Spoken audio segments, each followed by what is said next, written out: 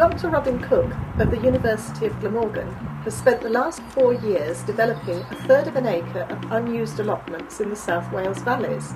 This has become the Treforest Wholesome Food Association Grow project. What inspired me to start this project was the need for fresh, wholesome food within this community, especially within the local schools.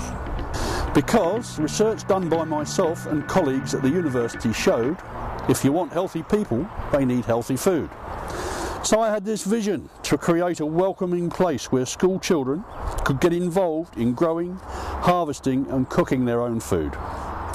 We started with a trial group of Welsh Baccalaureate students who worked together developing the site.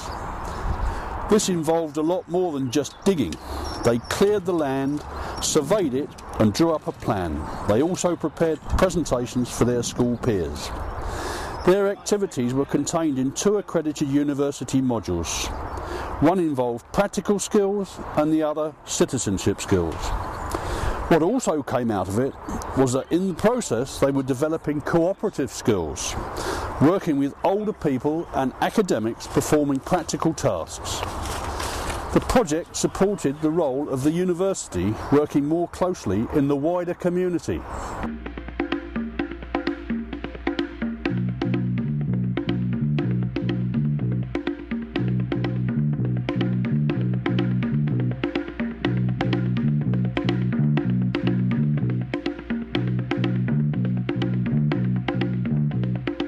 So in a few months then we have plants in the polytunnel. Jerusalem artichokes over here, they need planting outside very soon.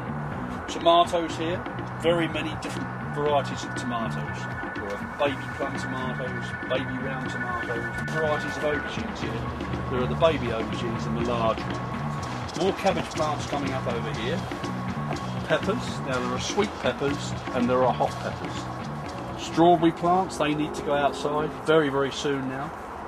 Courgettes, they're coming up nicely. 1 or 2 haven't germinated, you see, there's no germination there, no germination here, so we'll use the compost somewhere else probably. Strawberry plants, lots of strawberries, these need to go outside before they spread leaders, and when leaders come of course we can make more plants as well. We've got about 30 of these in here, we need planting. This sweet corn was planted in March and is now becoming pot bound, it needs to go outside, you see. Now we've got follow-on crops for that, so we've planted some more about a month ago and these have got to this stage. So what we'll do, we'll plant those out, we'll start to get a harvest off those in August, and by the end of August these will start to produce as well. Here we've planted cauliflowers, cabbages and Brussels sprouts. There are 2 types of Brussels sprouts here, some earlies and some lates, but they've got mixed up in the polytunnel, putting them out and taking them back in, so they're all mixed up. But we don't mind that, they'll all grow together, they're all the same sort of vegetable, so it's not a problem here. We've got loads of comfrey here, which is a very good compost. We make it into liquid manure, and of course it attracts the bumblebees, which are very important in the garden. They're just as important as honeybees. Although they don't make us a lot of honey, they pollinate the plants. These beans have been here about 6 weeks now, and as you can see they're getting overgrown with weeds.